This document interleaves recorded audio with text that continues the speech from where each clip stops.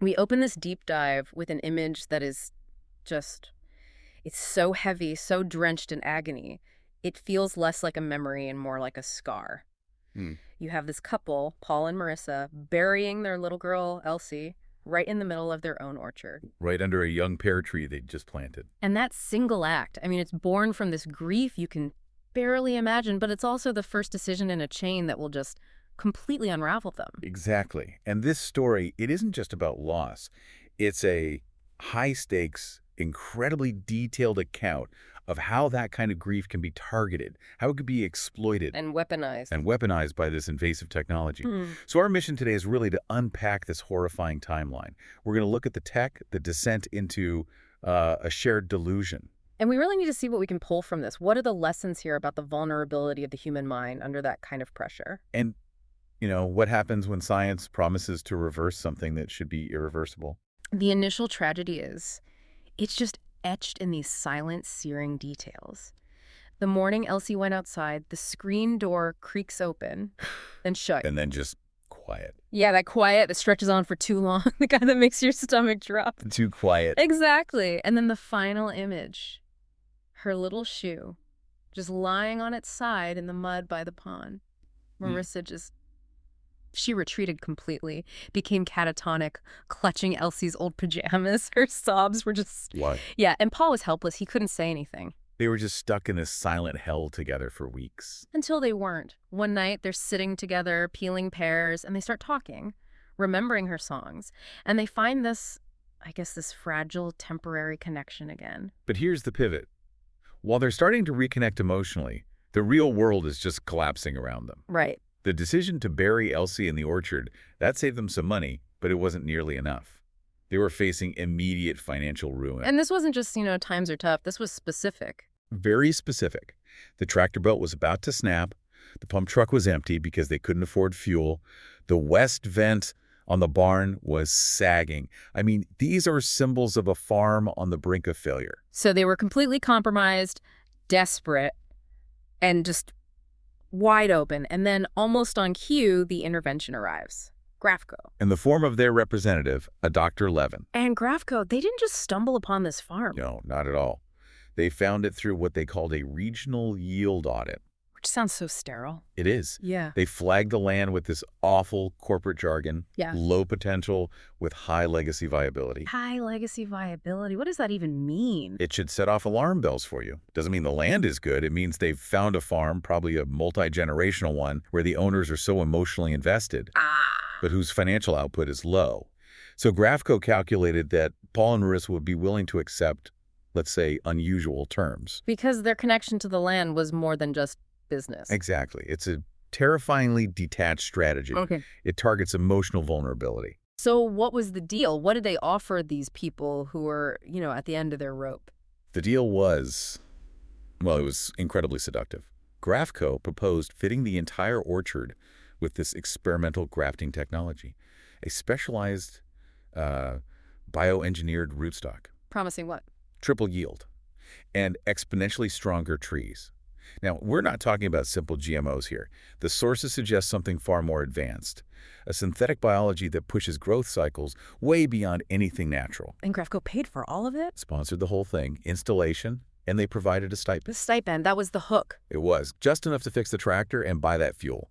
It locked them in immediately. And the catch. The only condition was access, complete access. They needed to monitor everything. Growth rate, soil, fruit development. They were turning the orchard into a live biological lab. The installation itself was the first sign that this was not normal. Quiet crew, right. Very quiet. They showed up with these huge crates of tubing and sleek, dark graft nodes. They moved like technicians, not farmers. And afterwards, the whole orchard felt different. Fundamentally altered. The soil had this bizarre, clean smell, like antiseptic. Thin wires everywhere in the dirt, anchored by these little metal caps. But the growth? Oh, the growth was immediate. Miraculous, really. Within days, the whole orchard just bloomed. Impossibly full, impossibly fast. It was an unnatural miracle. And this brings us to the focal point of the whole thing. Elsie's little sapling. Yes. The one tree that shouldn't have produced anything for years. But under the Grafco tech, it blooms. Just one single, fast-growing green bulb. And this is where the physical anomaly starts to collide with that psychological fracture from their grief. They expected it to just rot on the vine, but it just kept growing. What's so incredible is how specific the resemblance became. Well, this is a textbook case of confirmation bias in acute grief. The brain looks for evidence, any evidence, to support the outcome it wants. Which in this case is? Reversing the loss. And this rapidly growing, malleable fruit provided the perfect canvas for that projection. So in the first week, it was just plump. Right. They said it looked like baby cheeks. General. Vague. But then week 2, it starts to get intensely personal and very disturbing. The bulb stretched. It formed this little indent like a mouth, and the skin curled at the top. Like a cowl neck. And there were hints of a shoulder. But the detail, it shatters you. The little swirl of green skin on the fruit's temple. A perfect echo of the cowlick Marissa used to smooth down on Elsie's head every single morning. It's just so specific, so impossibly, cruelly specific. By week 3, there was no denying it, at least for them.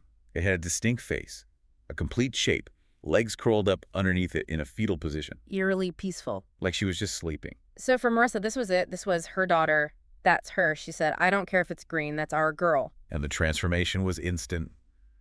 The catatonic grief, gone. Replaced by this fierce, protective contentment. She'd rock the fruit, murmur lullabies to it. Paul said he saw softness in her eyes he thought he'd lost forever. And Paul, this is his tragic choice, isn't it? It is. He's terrified of losing this peaceful, living version of his wife. So he commits. He commits completely to the delusion. It just stays silent. He agrees with the silence. His priority is no longer reality. It's preserving Marissa's sanity, no matter how fragile. But that peace was. It was never going to last. The real world comes knocking. Grafco. They called to schedule a formal check-in. And Marissa's panic was just total. They'll see her. They'll cut her down. So Paul, driven purely by this need to protect her emotional state, he makes this awful decision. He hands her the garden shears. If protecting her meant clipping this one unique fruit, he was going to participate in that. And what happens next is just brutal. It's the realization that this technology only created a monster. A monstrous facsimile, yes. Marissa clips the fruit. She swaddles it so gently in one of Elsie's old yellow muslins. But as soon as she wraps it, a dark, wet spot just blooms on the fabric. And when she tries to unwrap it, the cloth is stuck, clings to the skin.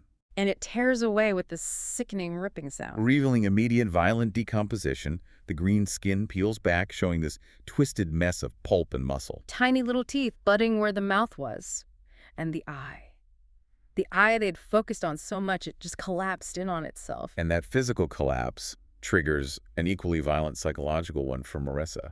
I killed her! She chokes out. I killed her again! Paul buries the rotten mess under the tree, but before he can even process it, he sees it. A second bud, already growing. The vicious cycle was already restarting. And this gives her the seed for the next delusion. It's even more dangerous. She finds a new rationale, a desperate one. The first one wasn't ready. It was too young, she said. So her new demand is absolute. They will not touch this new one until it is done. Just before it happens, they have to promise to wait for it to be complete. So the second fruit grows. Faster this time. It looks older. Closer to Elsie's age before she died. And Marissa becomes obsessed with nurturing it. She makes a little mulch cradle, an old pillow for a bassinet under the tree. The line between reality and grief just... it's gone. And this is where Paul crosses the point of no return. He touches the new fruit. It's warm. Warm to the touch. And when he holds it, he swears he feels it. Yeah. The faintest flutter of a heartbeat under the skin. It couldn't be real. Biologically, it's impossible. But the sensation, the desire for it to be real was so powerful, it brought him all the way in. It felt like holding his daughter again. And he would protect that feeling at any cost. But Grafco came back. Unannounced. They sent a young assistant. Paul tried to divert him, point him toward the profitable trees. But he saw it. Elsie's tree. He saw it, pulled out a handheld scanner, and as he's reading the data, his face just changes from curiosity to alarm. And he says it out loud. This isn't a mutation. This is something else entirely. He was about to report it, to report the evidence of their obsession. That was the tipping point, the threat to their manufactured reality. The source material says Paul saw the man walking away with Elsie's face in a folder, and he knew. He just knew Marissa would break again. But before Paul could do anything, Marissa came out of the shadows. Shears. The shears flashed, a sickening crunch right in the soft spot above the neck. Paul's part in it. It wasn't about believing in the fruit anymore. It was about protecting his wife's peace. He saw her break, and he drove the blade down to finish it. A shared complicity in murder. The aftermath was just so cold, so practical. Roll the body in a tarp, bury him, clean the scanner, burn the evidence. And right after that, Grafco calls asking about their missing employee. And then the weather turns. Violently. High wind, lightning warnings. But Marissa refuses to leave the fruit. She says she's going to be scared alone. It's a storm of both nature and, well, what they've done. Exactly. Lightning strikes a Grafco node and the tech itself ignites. The fire races through the orchard, feeding on the dry mulch, the wiring, consuming their entire life's work. And in this desperate final act, Marissa runs under the burning tree to rescue the fruit. She brings it back to the house. And the fruit, now safe inside, it starts to glisten. It's weeping these thick, clear trails. For Marissa, this means it's ready. But the moment of readiness is actually the moment of total collapse. The skin just splits open, sudden and wet, revealing pink muscles, tendons curling. It collapses in on itself, sliding through her fingers in these wet, black, shapeless slumps on the counter. Thick, soft splats. All of it. The murder, the ruin, reduced to raw biology. And the end result. The orchard is gone, they're murderers, the loss has been repeated so violently. But it doesn't bring any clarity. No, it cements the final break. Marissa is just glassy-eyed. She insisted in all that sticky residue, there's one thing left. A single seed. We need to replant it, she says. She's supposed to be ready. We need to give her another chance. The fire crews come. The sun comes up on the wreckage. And Paul finds Marissa asleep on the kitchen floor, clutching that seed. He waits until she's deep in sleep, and he gently pries it from her fingers. Carries it into the bathroom. And flushes it down the toilet. And then he just collapses, racked by these big, ugly sobs. And that final heartbreaking act leaves you with the central question of this whole deep dive. He was completely unsure. Had he just killed what was left of his wife? Or had he finally truly let his daughter rest? This story just explores the extreme lengths we'll go to when scientific intrusion targets that profound vulnerability. The chasm of human grief. So what does this tell us about the ethics of technology that promises to fix what's irreversible, but only creates a monstrous temporary facsimile of what we've lost? And for you, the listener, how far are we willing to cross boundaries, even the ultimate boundary of murder, when we're given a chance to reverse the irreversible, no matter what it costs our own humanity?